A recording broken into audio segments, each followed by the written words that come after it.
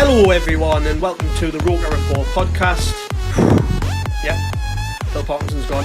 I've managed to bring together some of my friends. Malk, how you doing? I'm good, Gav. Much better with what's just been announced. Hope you're well too. Yeah, absolutely, mate. And Chris, how are you, mate? I'm fantastic, mate. Much better than I was on the post-match pod from Friday. Well, that's it, yeah. So, Phil Parkinson's gone, so we have come together tonight just to try and get our heads together on the news. The statement on SAFC.com reads, Sunday FC have today parted company with manager Phil Parkinson. The 52-year-old was appointed in October 2019, overseeing a total of 47 matches during his 13 months at the Stadium of Light. Assistant manager Steve Parkin also departs, and the club would like to place on record its thanks to both Phil and Steve for their efforts during their time at Sunderland. Preparations for Tuesday's Sky Bet League One fixture against Burton Albion will resume on Monday, with first team coach Andrew Taylor taking charge of the squad. The board will now begin the search for a new manager and will make no further comment until this process is completed. Just to follow that up, there was a tweet from Alan Nixon in The Sun. He believes that Parkinson was told during training he received a phone call today to inform him that he had lost his job. And I can't remember what time this news dropped. It might have been about 5 o'clock, sometime but around then. Maybe 4 or 5 o'clock. But yeah, so this has happened fairly late on in the day, really. Anyone surprised about that news, Chris? I mean, do you feel like it was coming? Yeah. So if you go back to the post player ratings pod, the post Fleetwood on Friday night, that went out. I think it went out. Did it go out yesterday morning? I was asked the question. I think Bomber asked us the question, saying, "What about Parkinson? What about the future?" And it was at least the second time I'd said on a pod that it was only a matter of time. So it was just all about the timing and how we were going to analyse that. So I'm sure we'll come on to that, but no, wasn't a surprise at all. No. Malk, we spoke off air briefly just about how, we sort of approach this news as fans, and obviously I think the consensus would be that we're pretty delighted to see the back of him, but no hard feelings, I would say, really. I know Parkinson obviously wasn't doing a great job, but part of me kind of feels, well, it wasn't really his fault in the first place that they gave him the job. So he's, he goes with our best wishes, I guess, but it's something that needed to happen ultimately. Yeah, I agree. I mean, he just wasn't cut of a suitable cloth for a job like this from the off, in my opinion. I think a lot of people, when he got the job, were quite surprised that he'd got the role. Obviously, he's got League One experience. He's got experience of getting teams up the divisions. But it's been a long time coming. Everybody, I'm sure, will wish him the best of luck with his next job. But he was just a square peg in a round hole as far as I'm concerned. And I'm surprised it took as long as it did. And I'm sure we'll talk about some of the reasons that might have caused it to be as protracted as it was. Yeah. But one big thing for me has been the way he's spoken after games. That can't have gone down well, Chris, really. The way he's kind of talked up bad results and performances against poor teams. That the writing was on the wall, really, after that MK Dons game for me. Well, you say the writing was on the wall, but I mean, if you go back to what month is it? November, end of November. If you go back to end of or even middle of November, 2019, about a year ago, I remember after some midweek games, I can't remember who we were playing. I think there was one at Gillingham, where we were awful and hardly had a shot on target the whole game. And he came out afterwards and said, "Oh, we were brilliant and how fantastic we were and all this sort of stuff." And I remember everyone commenting and saying, they just watched the same game. So I mean, that's nothing new. And for me, I mean, I think the writing was on the wall during that run a year ago. I think he came in. I don't think he was the right man for the job on the day he joined. I don't think he was the right man even when he kind of had that upturn. I always felt that it was always going to go wrong at some point. And yeah, I mean, like I said, he was saying these type of things a year ago, and he's constantly been doing it. It was only a matter of time before he wore someone down. Yeah. What about the timing, Malk, then? So obviously it appears the takeover is very close to completion. I know they're never going to come out and say that the new owners have had something to do with this decision, but the timing's appropriate, isn't it? Really, that we're about to head down a different road, and maybe now in a week where we have 2 games against 2 of the league's poorest teams, this is the right time maybe to just give the breathing space to the players for the next man to come in. Yeah, I mean, I think the timing is overdue for me. I agree with what you're saying, Chris. After that 1-1 against Bolton, the other Christmas, everybody was thinking, what on earth's going on here? He gave himself a bit of a stay of execution with that run of 9 or 10 games where we pushed ourselves up the league. The present situation, we've always been in the top kind of 6 or 8. I think where we were before the Fleetwood game was our lowest position since the start of the season, when it's basically alphabetical, isn't it? So, we've been there or thereabouts. I do think the new ownership is potentially involved. And if you think about it, if you're the new owners and you want to pick up an option to invest in and take up through the divisions, I'm sure the numbers change when you buy in a club that's flying high at the top of League One versus a club that's 10th or 11th or 12th or wherever it might be. So it may well be they've just said, look, this isn't right. We don't want you pulling out of this because the manager's not doing what we think he can. They might have just wanted to remove him as a variable so that the deal is more, reassured, because we don't want things falling apart at such a 11th hour. So I think that they've probably had a conversation with the potential new owners about it, because I don't think they would fire the present manager without them being aware of the situation. But I do think that going on in the background hasn't been ideal. For what it's worth, my view on all of this, I think I've made pretty well clear on this podcast in recent weeks. But for what it's worth, Parkinson really engineered his own downfall in a lot of ways. There was an opportunity there for him to really show what he was all about. I'm sure owners and chief executives and stuff, they want to see somebody who fights for the place. Really, when you know you're up against it, you should be fighting to prove yourself. And even if things do go the way that they should, the way that people expect them to go, and you do lose your job, at least go down fighting. And I don't think Parkinson did that at any point. For me, he didn't try and change the way we play. He didn't revert from his ethos of mainly sticking by experienced players. When there was a lot of criticism about his use of substitutes, no difference was made in his approach to games. Just everything really pointed towards him being pretty aware that his days were numbered. And if there's one black mark against Parkinson, I would say going out of the door, it's that he never fought for his job, because I just think the last string of results could have gone a completely different way had he actually reacted in the way that most fans were saying he should,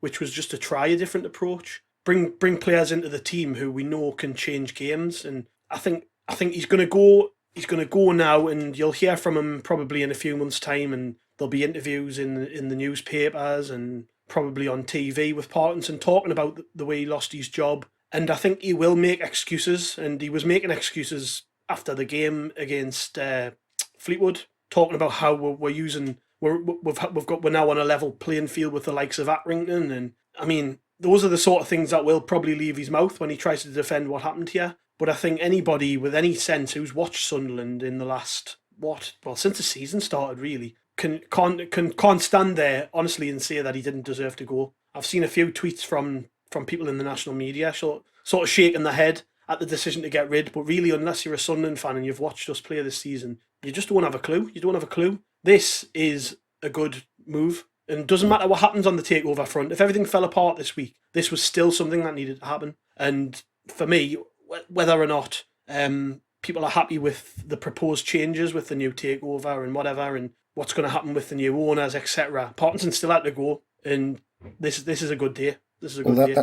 On that, what you were saying there, Gav, I mean, talking about fighting for his job, I mean, what he seemed to do in between games for me was go back to the training ground and emphasise more on the original plan. There seemed to be no going back and working on something new. It always seemed to be working harder at getting his plan A right. And the thing for me is, you talked about this season, is we all saw at the start of the season, we all kind of went, oh, okay, this is a bit of a different way of doing it. He's done his homework here. He's done some work on the training ground. We kept the ball, keeping possession, long stretches of possession, and we just didn't have that final product to start with. And we were all kind of sat here saying, well, if we just get that final product and be a bit more positive, we could be in here, could be kind of pushing for the top two. And it's just never improved. No. So like you said, fighting for his job, if that part improved, if he improved that kind of, being positive in the final third and committing players, he might still have been in a job. Yeah. I'm just going to look at Twitter now. We've got we put a tweet out asking for people's views on the situation, 3-word summary, and everybody pretty much seems to be on the same page. Mark E at Roker Rapport, he says, "What next, though?" Good question. I mean, what is next for Sunderland? We don't know, but regardless, I don't think that uncertainty and the past behaviours of these owners should really have put any doubt that this was the right decision to make. Kingy 442, not sure what he means by that, presuming to change the system. Adam Thika a year late, exactly what you guys have been saying. James Atkinson absolutely fucking buzzing. Adam Guest only the start, he was hoping. Martin Heron hope can return. Danny Watson, thank the Lord. Rejected manager says 2020 finishing well. I guess that's 3 words. Thomas Howe, light the beacons. Michael Oates, knee sliding delirium. Lord Barrel, cans on ice. Connor Gardner, up the Gus. Well, there's something we'll probably come on to. Gavin Moan on the cans. Ross Hall, it's fucking happening. Barry Deer, fuck the mags, okay. Simon Gray, Christmas comes early. Hannah B, season starts now. Yeah, the theme is very much along those. I don't think there's many people really worried that was a right decision to make, apart from old Punky, who says apprehensive. Next appointment is massive. Need to get it spot on, and if made by the new owners, we'll say a lot about their ambitions. So I guess we'll come on to that. That isn't a 3-word review, but it is a good starting point for the next stage of this discussion. Yeah, the next appointment, Malk. I'm seeing some funny names linked with this job, so the bookies have already in full flow. I've seen David O'Leary's name linked. Where did that come from? God knows, but it's the usual suspects, really. Paul Cook, Super Kev's up there, Danny Cowley. I mean, rather than getting into specific names, and we've actually went over this in recent weeks on the pod, but what sort of manager do we need next? And I mean, just to caveat that, the news that emerged from the L'Equipe article on the takeover suggested that we would be appointing a sporting director, which would take us down a whole different route. Now, obviously, with a sporting director, that's basically the owners handing over the responsibility of the football side of the operation to somebody that they're bringing into the club. So that appointment hasn't been made yet. Let's suppose they have somebody lined up to come in. That decision has to be made by them, surely, doesn't it? I think so, yeah. I mean, there is the possibility, in my view, that the sporting director could be about to be announced, and that person's been part of the decision to let Parkinson move on because he isn't or she isn't part of the plans, you know. So there's a good chance that that person may already be, you know, in the inner circles.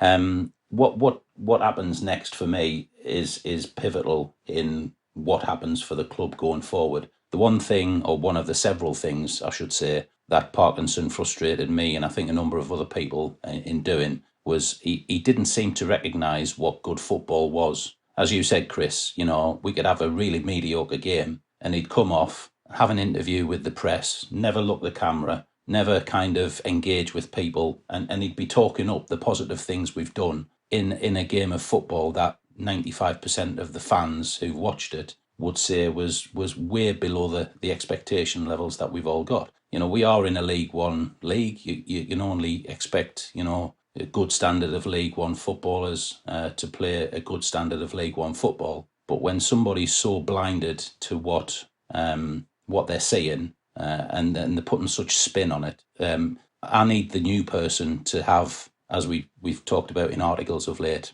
we need them to have a bit of a vision and a bit of an expectation of what we're going to try and do, you know. And we need to accept that it won't happen overnight because these things never do. But I'd like us to regain an identity, to have somebody who's really got a journey for the club in mind, to work with the owners. And, you know, if there is a sporting director coming in, I don't think that's a terrible thing. I think Stuart Donald possibly should have done that previously because, you know, he's not really... He threw himself into the club when he first took it on. And, you know, everybody was over the moon about that initially. But he never really had the footballing brains around him to unfortunately make a success of it. So yeah, we need to do this properly, as that comment you just read out suggests, Gav. We need to consider this. No knee-jerk appointments. Take emotions away from it. Think about the future of the club and how we can head in the right direction with the right people and put one of them in place.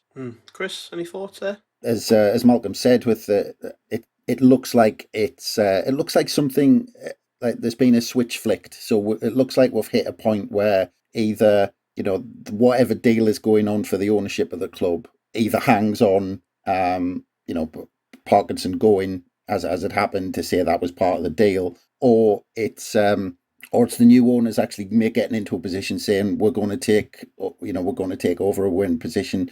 We've got the sport director in place, and they, as Malcolm said, they've made the decision and they're off. So they're obviously wanting to go in a different direction. We know the direction which Parkinson was, know the type of manager he was, which was, he's almost he's been looked upon as that lower league expert to get teams up to the championship or League One even in the past with Bradford and others.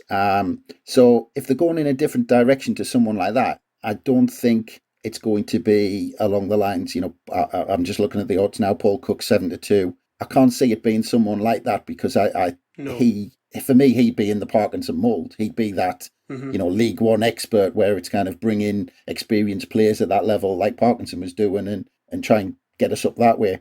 I think they're going to go in a completely different direction. Poyet's come into 7-2 and Danny Cowley's 2-1. It looks like it's going to go in that direction in terms of, the technical type of manager where, the coach who can coach a group of players and the sporting director can bring the players to fit into their system or the system that they want the club to move forward with. And that's a good direction to go in. I think it's risky, maybe risky at this level, but it's definitely worth a try. We need a strategy. We need an identity. So that would be a step in the right direction. The other option is and if you look at previous managers who've been successful, your Dennis Smiths, your Mick McCarthy's, your Peter Reeds, your Roy Keanes. Look at, just those four names, four absolutely huge characters who all took the club by the scruff of the neck and dragged us up, into something where we had better standards, we were in a better position. If you look at those four, part of what they did was just by pure determination and because of their character, rather than because they were, geniuses on the training ground or whatever. So I think with the Sunderland fans the way they are, whoever comes in has to be a huge character, because we don't accept the likes of Parkinson coming out after games and telling us a load of rubbish because we can see through it. So it'll be interesting to see what direction they take. Yeah, for me, another big thing that has to be part of this decision is bringing in somebody who actually embraces the fact we've got an academy that's of Category 1 standard and produces first team players. I mean, one of the worst things about Parkinson was the fact he clearly did not trust young players. You've got a crop there now, I would say, of lads who they're not going to get a better chance to make it at Sunderland because we're in League One. Elliot Embleton is a future star waiting to happen, but injuries have curtailed his career to this point. But he's fit. Play him, Jack Diamond, another one who is ready to play games. Dan Neil, or I'm not so sure, looks a good player, but he's maybe a little bit younger than those lads, and but even still has never disgraced himself playing first team football. Whoever comes in has to recognise that what we have here is something special, and we've got lads there who need to be playing first team football, not for other clubs, for us. We can't let good players keep slipping through our fingers. Sunderland need to become a club who young players, when they come here, they know that I'm going to play games first and foremost, and I'm going to make it, and then I'm going to go on somewhere else and do even more in football. That has to be part of our identity, because why not? You've got a Category 1 academy there, and the next manager has to be a coach first and foremost. They have to come in and look at what we've got here now and go, whoa, an England under-19 international midfielder who creates and scores goals, can play off both feet, take set pieces.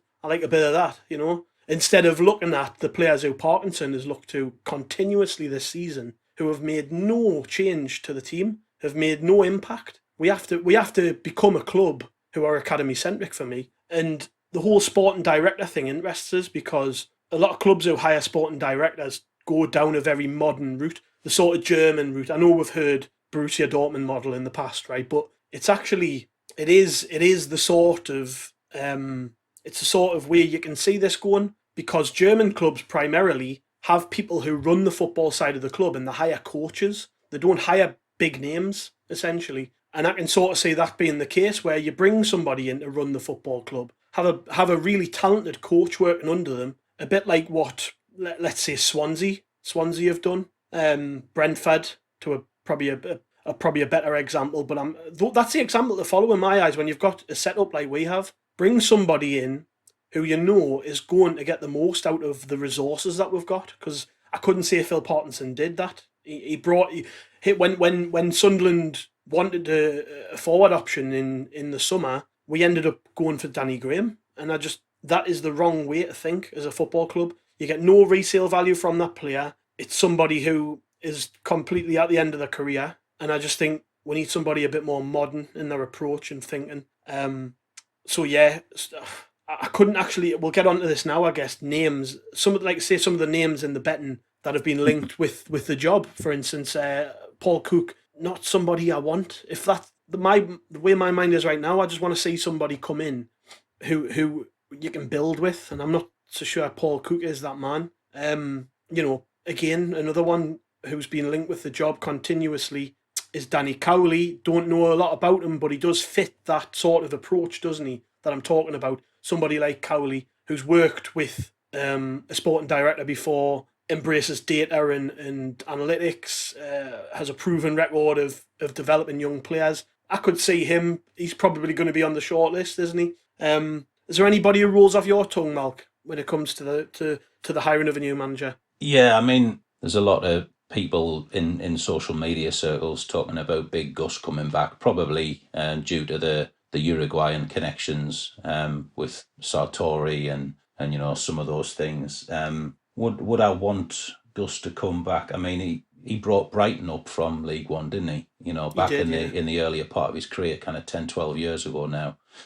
So it's not that he doesn't know how to play football at this level, although it's been quite some time. Obviously, he did well with us for a period of time, back in the kind of 13-14 season when we got the cup final and stuff. There's an element of me, though, that thinks, well, do we go there again? Do we not need a fresh start with a fresh approach and a fresh coach/manager? So I'm not too sure whether Poyet will be a good choice, I agree with your points about Paul Cook. Yes, he took Wigan up, but then they came straight back down again not too long later on. And he did well with Portsmouth, but he is a very Parkinson-like manager, in my opinion. I'd like somebody who's got some future in them. So the Cowleys, you could argue, they've been around a bit. They did well at Lincoln. They did okay at Huddersfield, but then I think there was a bit of a falling out with the owners and stuff like that. That was part of them moving on from Huddersfield as much as anything else. Is that a bad thing? Well, not necessarily, because you want somebody who's going to challenge the owners to do what the football inside needs for success. So as long as that's not a big issue, then fair enough. Every man and his dog in fan circles seems to talk about a combination involving El Super Kev as well, and maybe Nigel Pearson with Kev. I mean, Kevin Phillips will never be anything other than a legend in all of our eyes, and it would certainly be a shame to spoil that status by him coming along and not doing as well as he possibly could. So I could see him being part of the staff, maybe an assistant or an attacking coach or something like that. But we'd need somebody with a bit more character. But yeah, Pearson's obviously been mentioned a number of times, and he's got a long career behind him. Would he come down to League One after being at where was he last? Was he at Watford? Wasn't it? Yeah, Watford, in the Premier League. Yeah, would he do that? I don't know. But there's it's more about what the person is for me than who the person is. Like you said, Gav, we need the person to be, a character, as Chris touched on, and we need them to have a little bit of long-term strategic thinking about them. And, for God's sake, let's have a plan B and maybe even a plan C for once, It'd be nice, wouldn't it? Oh, absolutely, yeah. Chris, just following on to that then, is there anyone who sort of sticks out to you? Well, I think I'm looking at the list right now. As I said, the Cowley's at the top, and you've got Cook, Poyet, Pearson, Lee Johnson, Adkins, and then you start getting the Roy Keane after that, 16-1, and Nigel Atkins 16-1. I mean, out of those top five, everyone who's kind of less than, there's four people who I can see is less than 10-1, and that's Cowley, Cook, Poyet, and Pearson. So if they're the leading contenders, I mean, I think Cowley's a roll of the dice as far as I'm concerned. Like you said, Gav, he seems to have done well. He's got a good philosophy, but it'd be a big step up for him. And I know he was at Huddersfield. He did okay at Huddersfield, but I just think it's a bit of a roll of the dice from the owners to go directly in, unless they've seen him at kind of closer quarters than we have, and they know more about him than we do, and know how he's going to set up, and know how he's going to work with the director of football as well. Gus Poyet, I think Gus Poyet, he played some fantastic football when he had a Premier League squad with us. But I'd like to.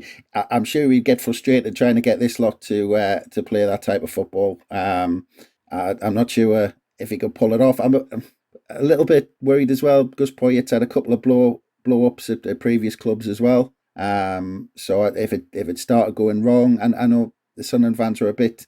He started coming out with some strange stuff when he was here last time. Although the club was a bit of a kind of a basket case the last time he was here, so it was a bit.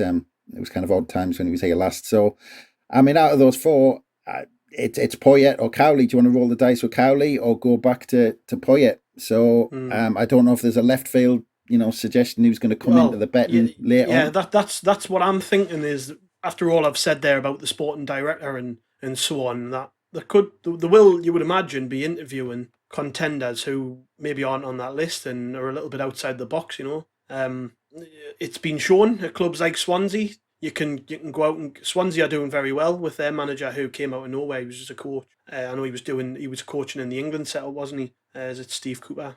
But it essentially, we're all just guessing at the minute, because until we know what the crack is with this ownership situation and who the sporting director is, and we get to hear about what their philosophy on football is and the way they want the club to kick on under new ownership, then it's going to be difficult really to get into their headspace and work out who's going to be a suitable manager. But the only indication that we've had of any sort of structural change was in that L'Equipe article that said we were looking to hire a sporting director. Now, by my estimation, this is just a pure guess, but for what it's worth, I think if you're hiring a sporting director, you're definitely going down a more modern route when it comes to everything, not just hiring the manager, but everything. And the manager is one piece in a massive puzzle, essentially. They all of a sudden they aren't the most important person at the club if the sporting director is the man running the football side of the club. So I think things will probably become more clear over the coming days.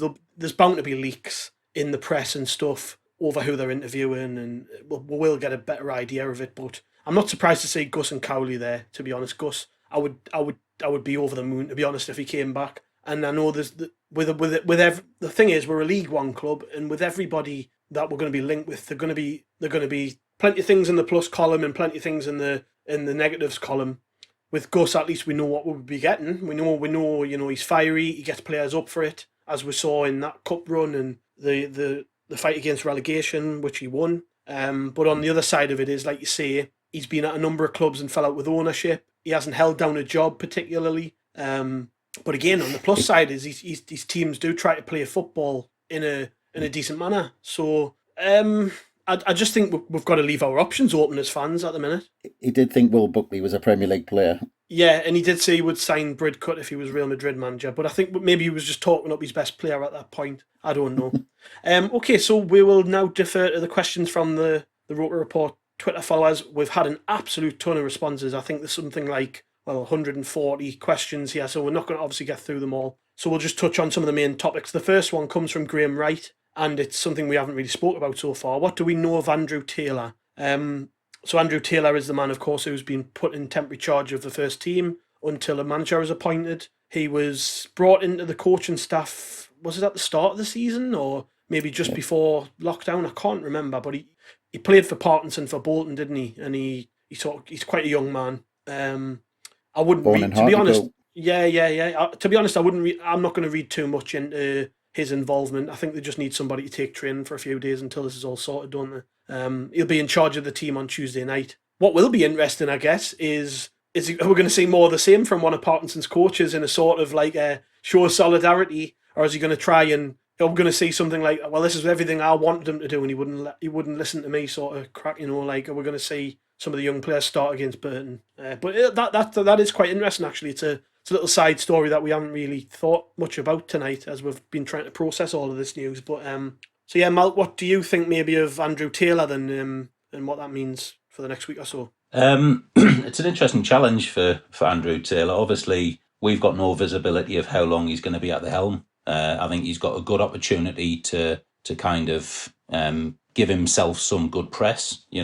I think there's a real you want to see a change immediately, and there is a risk that because he was in some ways working with Parkinson in the past, that he might stick with the model that they've got. But even if he does little things like giving subs half an hour, a couple of subs half an hour, then he's going to make a positive change for what we're seeing on the pitch. We need to see that happen.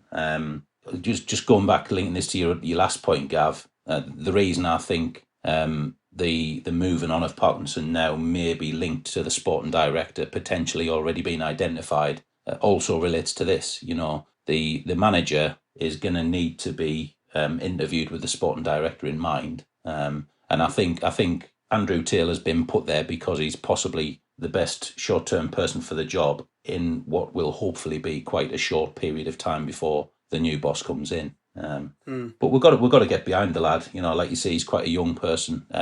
He's got nothing to lose. So I'd like to see him have a bit of a go and get the lads to do the same. Why not? Yeah, why not?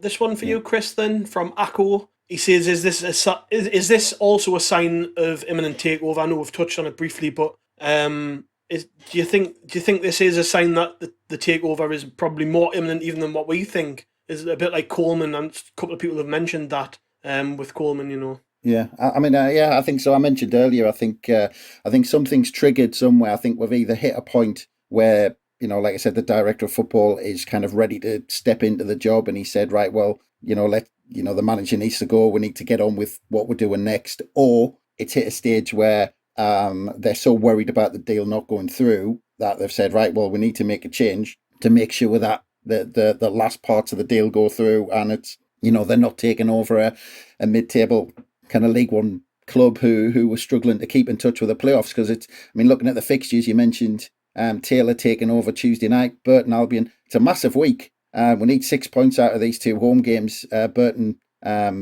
Tuesday night, and Wigan at the weekend. So it's a massive week in that sense. Yeah. Next one's from Dean Pope. Good question, this. I think we probably know the answer, but still worth touching on. Should we look for a short-term manager, Malk, to get out of the league, or look beyond and look to build something? Short-term manager would be somebody like Paul Cook, wouldn't it? Long-term manager would maybe be someone more like Cowley. What do we need, really? It's going to be down to, if the new owners are almost across the line, it's going to be down to what their kind of high-level strategy and their initial tactics kind of come down to. I don't think we can get much less out of a short-term manager than we were already getting out of Parkinson. But you just end up wasting time and money on people who are a kind of elastoplast. Paul Cook, he's, as we said, a little bit similar to Parkinson in many ways. And he's done okay things in League One and League Two in the past. But is he going to be enough of a kind of shift in thinking for us to move forward? The new owners, I think, will want kind of a new dawn, and you're not going to get that with Paul Cook. No. So I think personally, I think we should take our time, as I said before, and appoint the right person. And I don't know about you guys, but when Parkinson got the job 13 months ago, wherever it was, I didn't think he would even be in the running. I don't think anybody did, really, did they? I think the problem with that back then was that there were managers available and were believed interviewed who were night and day in terms of Parkinson, in terms of like the being suitable for the role. There was probably looking in hindsight now, but somebody like Gareth Ainsworth was very close. I think he was down to the final two, from what I believe.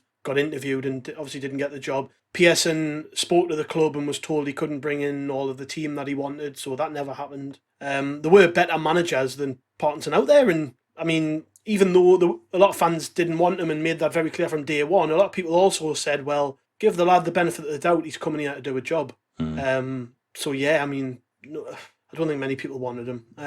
There's also the chance as well, Gav, just to close that point out, there's a chance that the new owners have got a lot of links with European football. They could be having their eye on somebody from the continent, and a bit like, was it Barnsley who brought a foreign manager in season before last, Stendhal? Yeah, they'll have networks and knowledge that the likes of Stewart and Charlie and even Parkinson and that won't have. They might be thinking about doing something like that, and then and if that's the kind of left field name that jumps onto the list, then we'd have to give them a crack and see how it goes.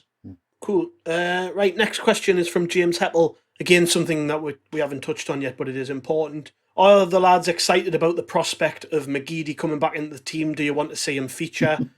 Well, it's definitely worth talking about, because now Parkinson's gone, there is a route back to the first team for McGeady. He played for the 23s last week. He's been back in training. There is a screenshot going around Twitter today, a message from him to a fan saying that he is registered to play. Come on, first thing this manager's going to do, whoever comes in, doesn't matter who they are, they're gonna put him straight back in, aren't they? Are we excited, Chris, about maybe seeing Aidan back? Well, I'm more excited now than the thought of him coming back under Parkinson, because I think that's somewhat. I think Connor has playing left wing back. Well, yeah, exactly. It wouldn't have made a difference if he'd come back under Parkinson, because the tactics would have still been crap, so it would have made no difference. But yeah, I mean, I just hope that people don't think he's going to be the saviour coming back into the team, because I can see people hanging hanging all their hopes on McGeady coming back into the team, and I think he'll improve things under a manager who knows how to use him in the best way at his age, get him in a decent position. But he's going to be a good addition to the squad, but he's not going to be kind of our saviour. I think that's going to be a manager who's making us play in a more positive way, I think. I think though, the only thing you can probably say there is he's going to give 120% for the next manager, just to prove Parkinson wrong, isn't he? I think that's pretty obvious. Yeah.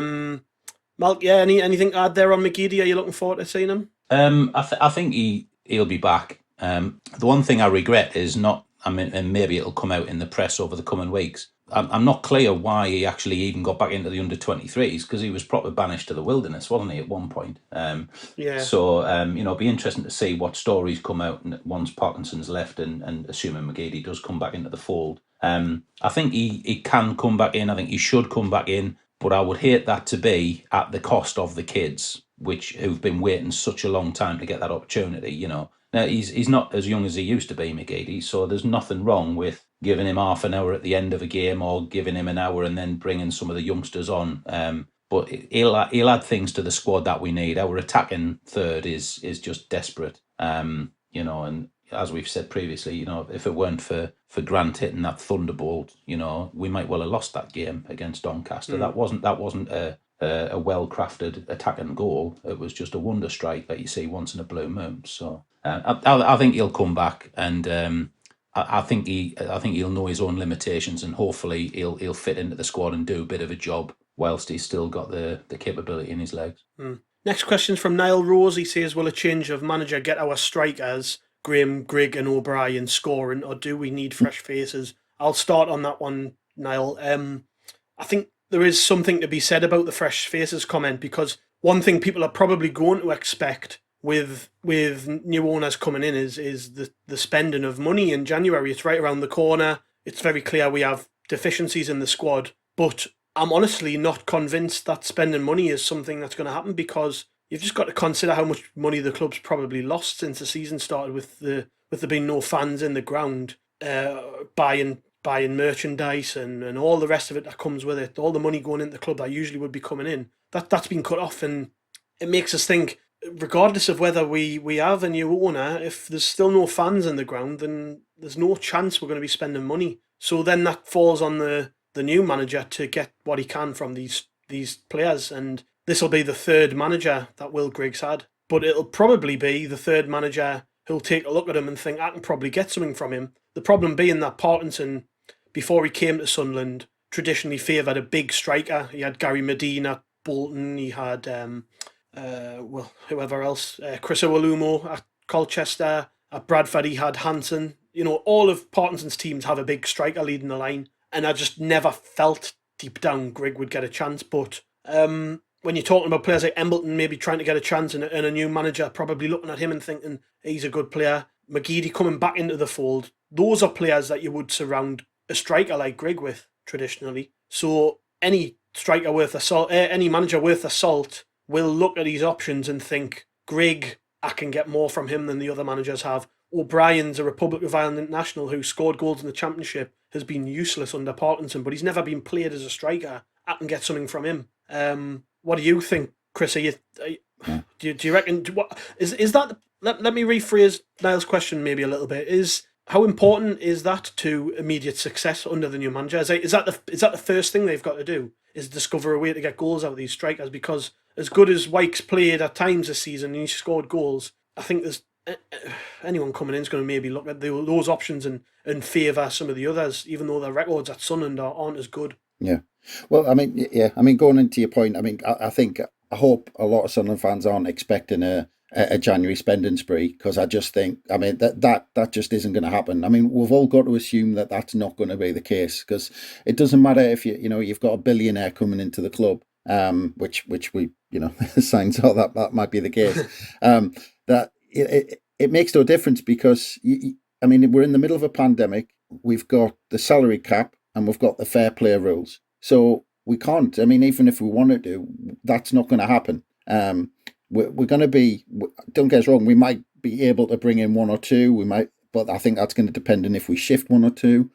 So I'm not expecting in January our squad to completely change, and then in February we've got a different starting 11 to the one we had in January. That's not going to happen. In terms of the strikers, it showed with Parkinson. It's the style of play. So he tried to play two up front, but when you isolate the two and you've got two up front who have got a chronic lack of pace, it makes no difference. So if you look at Will Gregg, if you look at Danny Graham, if you look at Charlie White, our strikers, we've got no pace. I mean, we've got no pace throughout the team. So what you've got to do is you've got to play in a way that gets as many players up with them as you can. And that's something we haven't been doing. We've been crossing the ball into the box where we've got a maximum of two players into the box, and we keep throwing 50 crosses a game in and it doesn't work. So yeah, I mean, absolutely right. If we get a manager who brings a style in that gets the goals from these strikers and plays in a way where we're supporting them, then I think we've got strikers who can score goals. We're just not playing in a way that gives them a chance. Okay, I think we'll probably round things off there, though. We've had a couple of questions. One from David Hamblin. Should we relay the Sol pitch so we have a slope? And Joshua Kell says, is it harsh sacking Parkinson considering the slope in the Fleetwood match? To answer both questions, David, yes, let's do it. Why not? Josh, no, it's not harsh. But being serious for a minute, those sort of comments probably cost him his job, didn't they? Yeah. Okay, so we'll be back through the week with the player rating show, obviously, after the Burton Albion game, and the extra show, which will go out just before we play Wigan, isn't it? Wigan, there's a game that you don't want to lose. On the field and teams of kids at the minute. Yeah, it could be a funny week for Sunderland, but I'm sure we will keep you connected all the way through, so make sure you tune in as the week progresses and read the website, because of course we're on top of everything there. Lads, thank you very much for joining us. Cheers for dropping everything on a Sunday to talk about Phil Parkinson. I'm sure for once, though, people will agree it's been cathartic. Thanks very much. I